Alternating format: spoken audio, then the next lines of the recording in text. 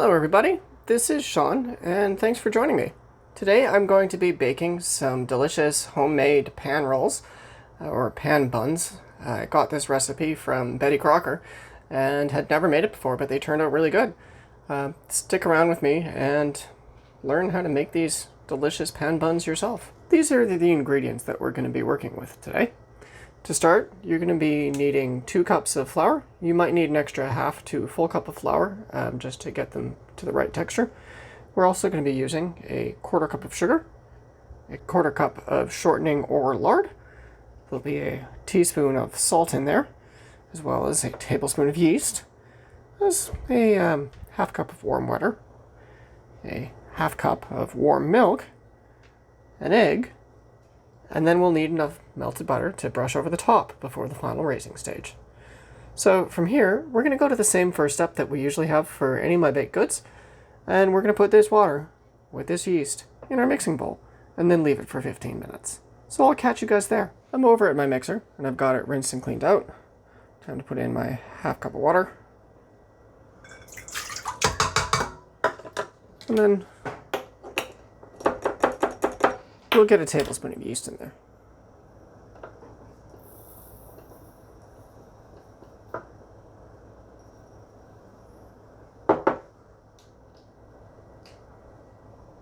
There we go. Mix it up a little bit. And then leave that for 15 minutes. Just to activate your yeast and make sure it's ready. I prefer traditional yeast that you activate in this way because you get a lot more flavor than you do with an instant or fast rising yeast. I just prefer to do it the slow way because you want it to taste right. Anyway, I'm setting a timer for 15 minutes, and then I'll see you guys on the next step. Okay, it's been 15 minutes, and as you can see, the yeast is active. It started to bubble and foam at the top. That means that you have good yeast. If you don't get a reaction like that, it means you need to buy new yeast, because yeast does expire. It's a living organism that will eventually die. It being like this means that we can start with our next step, though, and pour in our warm milk. I warmed that up on the stove while we were waiting for the yeast to do its thing. We're also going to put our egg in there. That's the last of the wet ingredients for this. Just going to get myself out a fork. Give it a little bit of a mix. You don't need to worry about it too much, because everything's going to be mixing away shortly anyway. Okay, now it's time to add our dry ingredients. We've got our flour. There's 1 cup there. Here's the 2nd cup. We're reserving the rest in case we need it. There's our teaspoon of salt. A little bit escaped us. Throw that in too. Then we've got a 1/4 cup of sugar. And then a 1/4 cup of lard. I'm going to scoop that out of there and get that in. Here we go. Right tool for the job. I don't want to leave any behind after I've measured this.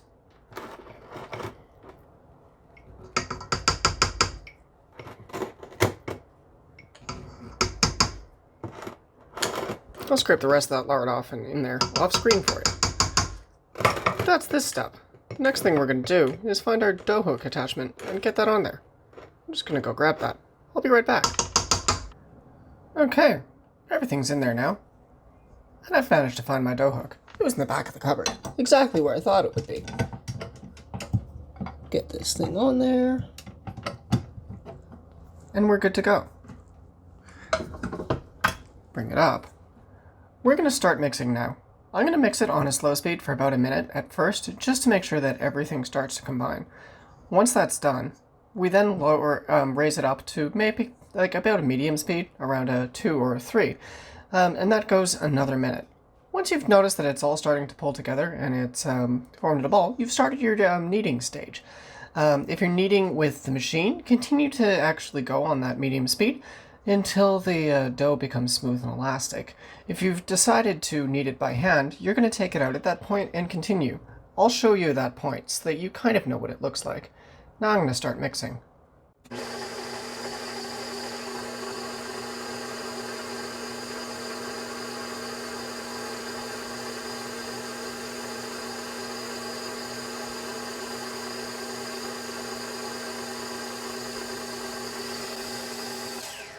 That was about a minute, so now I'm going to speed it up to speed 2. I'm just letting you guys see what it looks like after it's mixed for about a minute.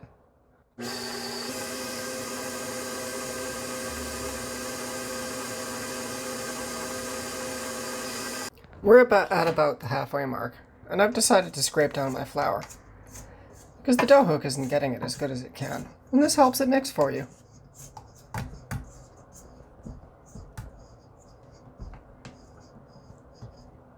Okay, just that last little corner there.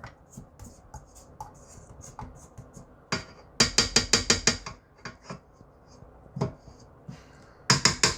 we're ready to let it mix for about 30 seconds.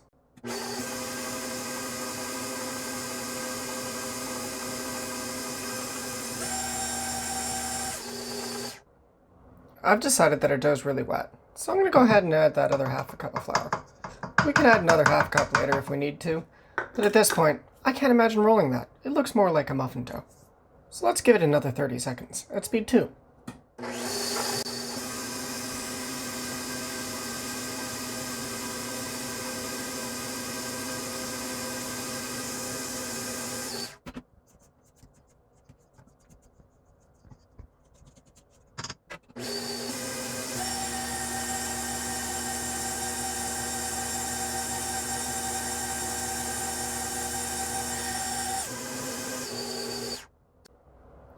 Okay, after mixing it for far longer than I thought I had to in order to get all that flour in, it's still really wet. Looks like it's really humid out today, so I'm going to have to add in another cup of flour. You're trying to get this to a smooth, elastic consistency.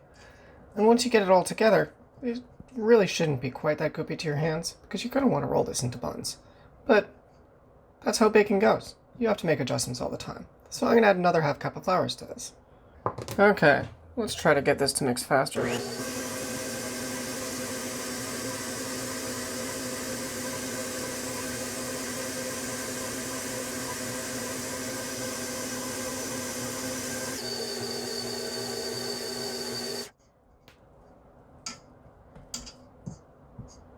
Still really wet. Add in the rest.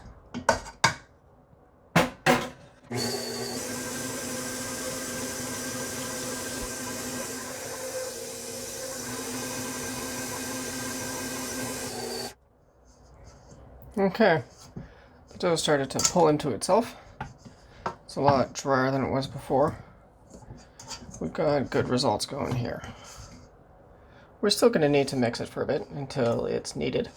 But if you're going to be doing it by hand, you probably want to knead it out right now. There's just enough moisture that it could probably deal with you actually putting flour on it and kneading it by hand with those floured hands, because that actually adds flour to your dough. Meanwhile, I'm going to keep going on this until it's kneaded and smooth and elastic. I honestly think I might need even more flour, which is crazy, but I live near the ocean and it's been super humid here recently. Like, yeah, makes sense. I use about a cup and a quarter or a cup and a half of liquid when I'm using my bread recipe, and it's got 3.5 cups of flour. So maybe I just need more flour. I'll be back to you. Okay, after just a tiny touch more flour and another mix, I now have the consistency you want. It's easy to handle without sticking to your hands, so you can roll buns with it. This is literally when you would take this out to knead it. Yeah, so I'm going to use my mixer on this for a little bit longer, just until it's fully kneaded up. I want it really smooth and elastic so I can roll it into balls. So I'm going to give this thing maybe about 30 seconds to a minute more on probably 2 or 3 on the mixer. And once it's smooth and elastic, then it's time for us to set it aside for the raise. So here we go.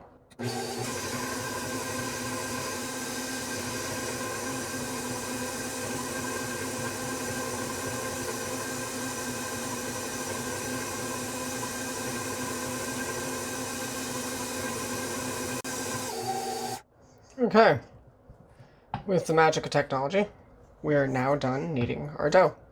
I'm going to get this set aside in a clean, oiled bowl and cover it with a damp cloth in a warm spot. It's going to sit there for about an hour until it's doubled in bulk, and then I'll catch up with you. So It's been an hour, and this has noticeably doubled in bulk, so we're ready to go. I'm gonna get this out onto a floured baking surface. Oiling this thing actually helps us get more of it out of here. I didn't oil it quite well enough. You can see that it's stuck. Punch this down. Now we're gonna use a pastry cutter. Divide this into 2 pieces. And then each one of these makes 24 other pieces. So, quite a few. Gonna be at this for a while. Right? How do I do that? There's 4. Now, this is one of the first times we've made this recipe in recent memory. I haven't made pan buns in a long time. So, there's a little bit of guesswork going on. I'm trying to keep these buns even, but we don't have a baking scale, so it's a little bit difficult. How many do I have now? 3, 6, 7, 8, and this needs to be 24. I'm going to go with 16. Maybe that'll be small enough.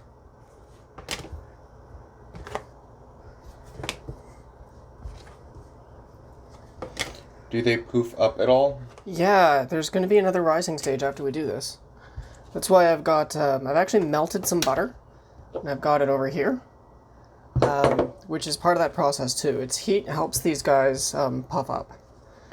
So we've got our little balls. Let's pretend they're more or less even.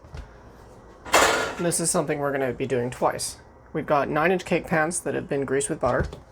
Butter is really important for this recipe. It's one of your main ingredients.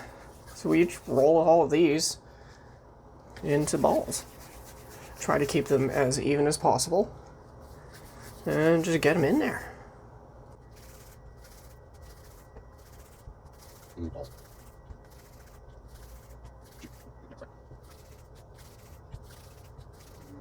Okay, now the recipe calls for 2 pans, but as you can see I've got a lot of space left in there. And even when I saw the pictures of it online, I'm following the Betty Crocker recipe for these. When they had it baked, they had it only in 1 pan, and I could count 24 of them there. And with balls the size that I've made them here, I think the 2 pans is supposed to be for a double recipe, and somewhere along the line someone halved the recipe, and they never changed it. So I don't think we're gonna need 2 pans for this. Like, we'll find out. It doesn't look like it. No. Okay, it should be good. And again, I'm doing the same thing that I did before, cutting these into my little pieces. Much like with the other one, we're gonna end up with 16 of them, more or less equal. Use the scale if you're anal about that. I've never really had a problem with them being different sizes when I'm doing buns. Like, that's part of the charm when you do it homemade. It's rustic. They'll be different sizes. It's fun. And this guy. Okay. I'm gonna get the rest of these guys rolled up and in there, and then I'll be back to you with the next step. We actually decided to split these out into 2 pans because when I had them in 1 pan, they were way too close together. And when it rises, they're not going to get that much space in each of them. And I don't want them to be too dense, which is what happens if you don't let them rise after you've proofed it. So now that we have them like this, it's time to get some good old warm butter and brush that liberally over all of them. I might have made a mistake by separating these into 2 pans. I might not have. We'll know in about a half hour when we look to see how much these have rolled or how good they've done. But that's part of the fun of baking and experimenting. I like doing things I haven't done before, and I'd like to think that you guys do too. If you like trying cooking and experimenting with things that you've never tried before, let me know in the comments. Let me know some things you've tried. Maybe I'll try it too. That could be fun. Butter all over this thing. It's not the most healthy of a baked good, but Paula Deen would be proud. Okay. And there we are. Those are all nice and coated in butter. We're going to cover them with a damp cloth, put them somewhere warm for about a half hour, and let them rise. Towards the end of that, you're going to want to preheat your oven to 400 degrees, which is what we're going to bake this at for about 12 or 15 to 18 minutes. So I guess I will meet you guys there. Okay, it's been a half hour, and this is what we have. This pan here that didn't have as many buns doesn't look quite as good, but the one that we filled properly looks amazing, and I'm ready to bake these in the oven. It's been preheated to 400 degrees, and these things are supposed to get 12 to 18 minutes, but I know my oven, so I'm just going to go straight to 18 minutes on these guys, when they should be golden brown around the outside and delicious and ready to go. My oven tends to run a little bit cool, which is why I'm going to use that full amount of time, because I know I always need it, if not extra time. So there we go, time to get these in.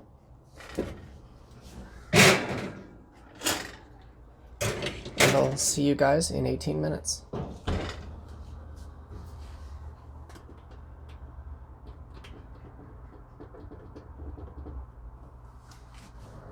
Deborah, are you excited for buns, Deborah?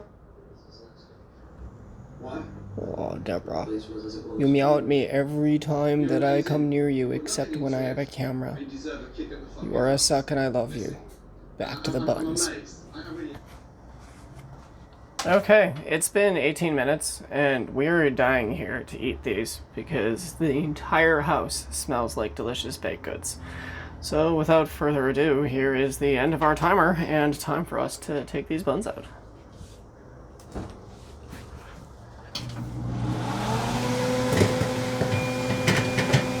Oh, wow. Wow. I was worried about these, but they turned out wonderfully. I'm gonna get these over onto my cooling rack for you,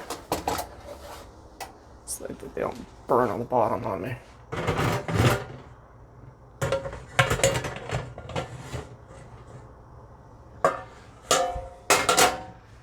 Okay. Flip them over.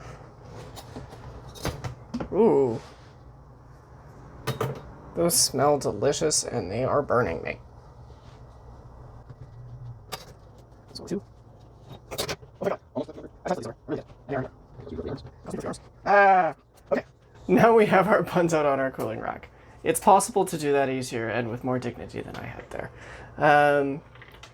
But there you go. I've made this pan roll recipe. I've never made these before. They are really soft. They look delicious.